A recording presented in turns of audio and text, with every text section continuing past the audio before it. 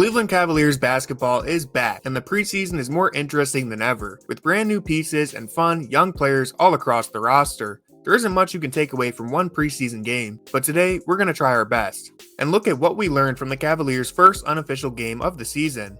And what better way to start off than with the big man in the middle, Evan Mobley. The Cavaliers are without Jarrett Allen for at least 2 weeks, and for basically the first time in Mobley's career, he has the center position all to himself, with 4 capable 3-point shooters around him. This opened the door for Mobley to play with the most spacing he has ever enjoyed, and the Cavs showed that using Mobley as an offensive hub will be one of their points of emphasis this season. Mobley's playmaking is something I've highlighted in a recent video, and it seems to be something the Cavs are hoping to fully unlock. But most of all, Mobley's comfort level jumped off the screen to me, beaming with confidence every time he touched the ball. Mobley steps through multiple defenders, keeping the ball high before seamlessly flowing into a fall-away jumper that's cash. And if Mobley's comments about shooting the ball more often this season are true, I think I'm all in on an offensive leap for the 22-year-old rising star.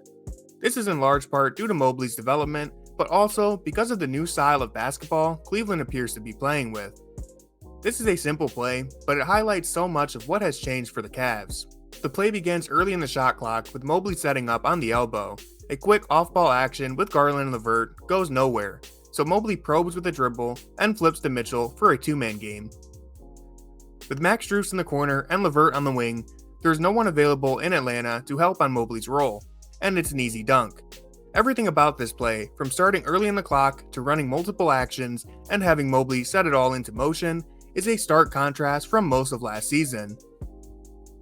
Ramping up the pace and moving the ball seems to be Cleveland's goal, playing much faster in this game and jacking up 47 3-pointers compared to their average of just 31 last year. This is a big stylistic change, with 9 different players attempting at least 4 3-pointers last night. Everyone on the roster was firing at will, and this level of confidence breeds more confidence. It's easier for someone like Dean Wade to take a contested 3 like this one when everyone else around him is shooting at the same rate, making it feel like a more natural part of the offense. Emoni Bates was possibly the most anticipated player of the night, and he did not disappoint. Bates scored 10 points in just 14 minutes, including a cold-blooded 3-pointer to give the Cavs the lead late in the game. Bates continues to prove he is a lethal shooter who can complement any lineup with his catch-and-shoot ability, and he's done a decent job cutting into open space. While this is only step 1 of a long journey for Bates, it's infectious how hard his teammates seem to be rooting for him, and I can't help but see why.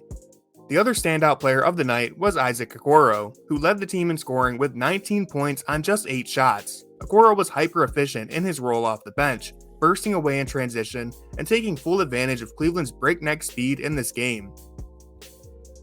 But Okoro also attacked closeouts with a decisiveness we haven't seen very often. And this above-the-break 3-pointer, which he takes off the dribble, is something we haven't really seen at all.